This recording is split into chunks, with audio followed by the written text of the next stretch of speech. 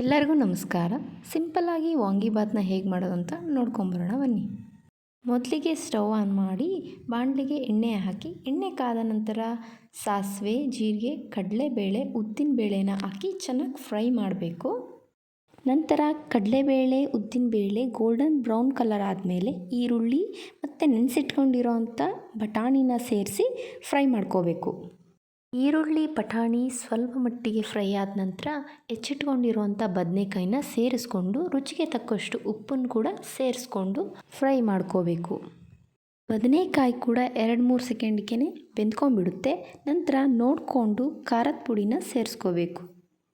2-3 second gas ಸ್ಟವ್ನ low ಫ್ಲೇಮಲ್ಲೇ ಇಟ್ಕೊಂಡು fry ಮಾಡಿಕೊಂಡು ಹುಣಸೆ ರಸನೂ ಸೇರಿಸ್ಕೊಂಡು ಜೊತೆಗೆ ಸ್ವಲ್ಪ ಮಟ್ಟಿಗೆ ಬೆಲ್ಲನೂ ಕೂಡ ಸೇರಿಸ್ಕೊಂಡು ಫ್ರೈ ಮಾಡ್ಕೋಬೇಕು. 2-3 ಸೆಕೆಂಡ್ ಲಿಡ್ನ ಕ್ಲೋಸ್ ಮಾಡಿಕೊಂಡು ಕುದಿಯೋದಕ್ಕೆ ಬಿಡಬೇಕು. ಕೊನೆಯದಾಗಿ MTR ವಾಂಗಿಬಾತ್ ಪೌಡರ್ನ ಹಾಕಿ ಮಿಕ್ಸ್ ಮಾಡಿಕೊಂಡು 2 ಸೆಕೆಂಡ್ ಫ್ರೈ ಮಾಡಿಕೊಂಡ್ರೆ ವಾಂಗಿಬಾತ್ ಗೊಜ್ಜು ರೆಡಿಯಾಗುತ್ತೆ.